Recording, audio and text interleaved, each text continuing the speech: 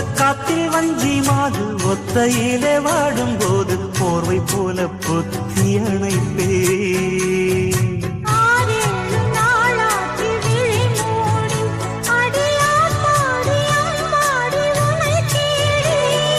நீதானே மானே என் இளஞ்சோடி, உனை